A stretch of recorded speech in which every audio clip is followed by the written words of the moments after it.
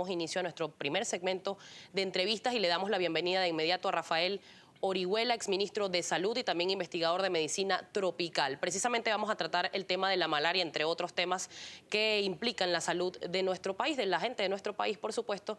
Y queríamos saber, doctor, bienvenido a Primera Página, y queríamos saber cuál es el escenario con respecto a esta enfermedad. Se ha reportado más de 50.000 casos hasta este momento, sobre todo en el estado Bolívar, en estados del oriente del país también.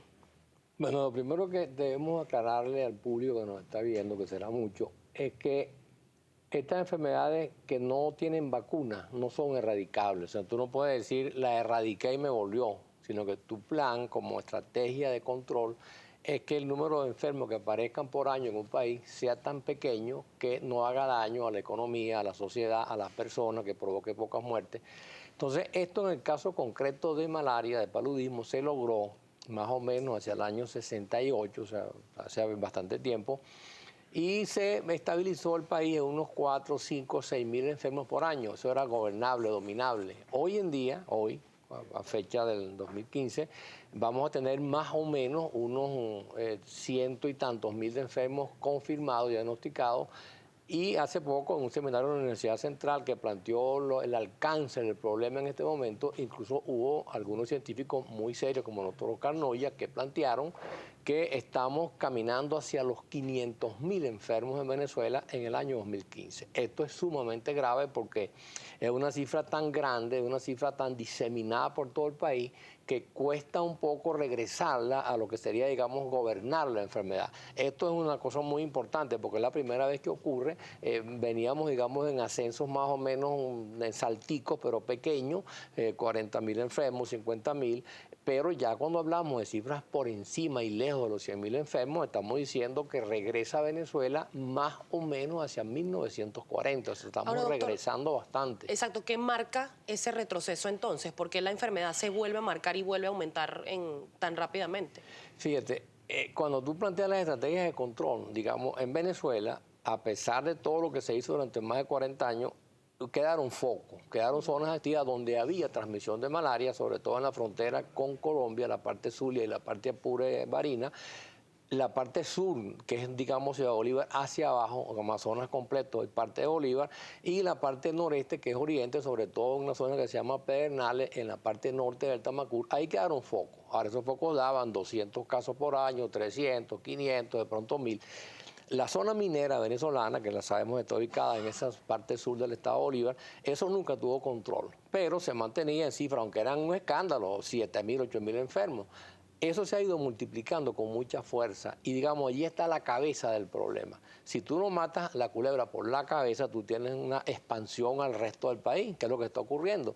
Entonces, el foco central es el estado de Bolívar. Y allí hay que concentrar los esfuerzos, todos los esfuerzos, para disminuir allí el número de enfermos y el número de contagios y la potencialidad de que esa gente que va a Bolívar y se enferma allá venga al resto del país y traiga la enfermedad, que es lo que está ocurriendo en este momento. Precisamente le iba a preguntar, porque se habla muchas veces cuando ocurren estos brotes llamarlo de alguna manera, que se escucha a las autoridades decir que hay un cerco epidemiológico, pero ¿cómo se controla el traslado de esos enfermos si viajan en vía terrestre, por ejemplo? ¿Cómo se controla para que no migre la enfermedad? Sumamente difícil. Entonces, claro, tú tienes, digamos, algunas medidas. Yo recuerdo que en mi época nosotros teníamos mucho control sobre lo que es el transporte terrestre colectivo, digamos, de Anzoátegui hacia abajo, hacia Bolívar.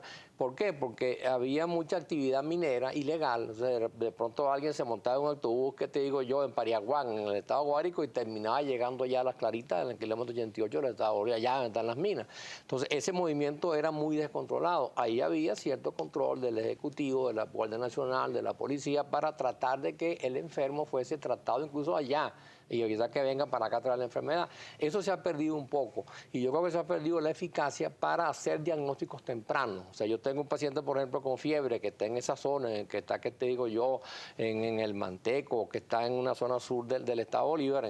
Bueno, pues, sencillamente trato allá de parar el asunto. Si él se me viene incubando una enfermedad, va a estar unos días sano, sin fiebre, donde llegó, digamos, o vive, y allí le va a reventar la enfermedad, y él se hace potencialmente un transmisor a la gente que lo rodea, digamos, a la familia que está cerca.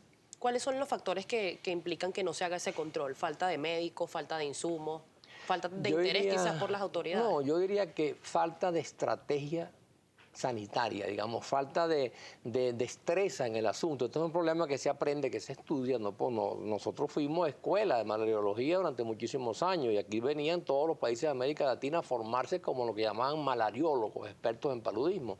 Yo creo que eso se ha ido perdiendo, digamos, eso que se llama la estrategia epidemiológica para controlar enfermedades y, bueno, claro, cierto descuido es obvio, porque si no tuviéramos el problema, no lo tuviéramos tan grande hoy en día, hay cierto descuido. Doctor, hay otra enfermedad que es la varicela, que ha sido noticia también, por cierto, en nuestro país, sobre todo en la ciudad capital. Se trascendió que en el JM de Los Ríos ocurrió la muerte de un pequeño que tenía cáncer y fue afectado supuestamente con varicela. Sin embargo, pues no hubo un pronunciamiento oficial con respecto a este tema. ¿Cómo está el comportamiento de esta enfermedad en nuestro país en este momento? Fíjate, desde que hay vacuna para sarampión, parótida, rubiola, varicela, tú tienes un mecanismo de control que es muy eficaz. Si tú lo haces bien, lo haces a tiempo, haces tus campañas de vacunación, tú no deberías tener problemas con varicela. Ahora, extrañamente en Venezuela, en el año 2015, ya llevamos más de 25.000 enfermos diagnosticados, que eso es bastante.